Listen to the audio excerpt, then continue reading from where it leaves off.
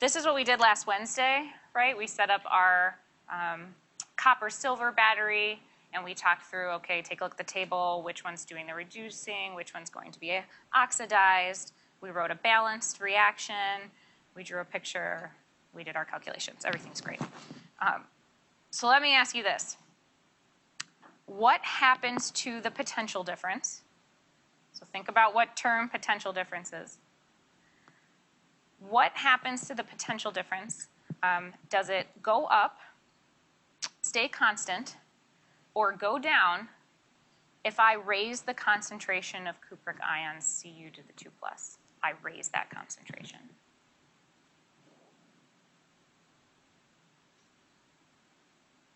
If this goes up, what happens to delta E? Is my question to you.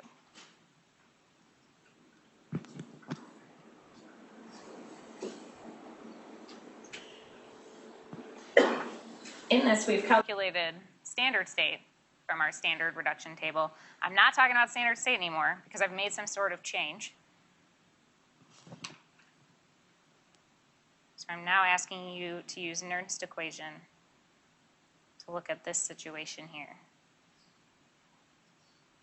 Inside here is Q, but if you write that all out with your concentrations of your products and reactants. So happening to this when I change this. I'll make another drink of water. And your choices were, there's only 3 choices. It goes up, it stays the same, or it goes down.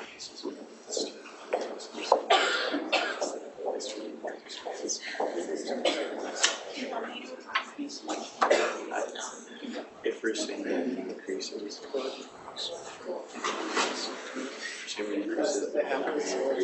just like this.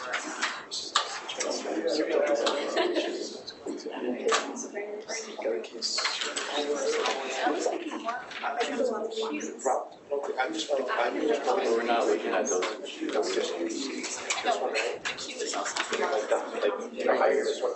So like you guys have enough air greater but in the V also. I don't know if it is also changing. It's not. I'm just bad at it. I don't think it's right. So you use the moles of the original. Oh, interesting. Because it would still be the same. So just keep it changing. How do I write Q for that balanced reaction? What goes on the top? A solid silver. Solid silver. Copper ions. Copper ions. Solid copper. Solid copper. Silver ions. Silver ions.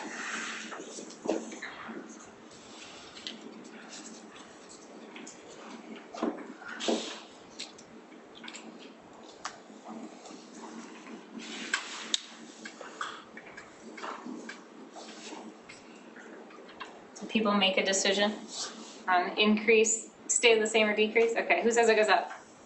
Stays the same. Goes down. Awesome.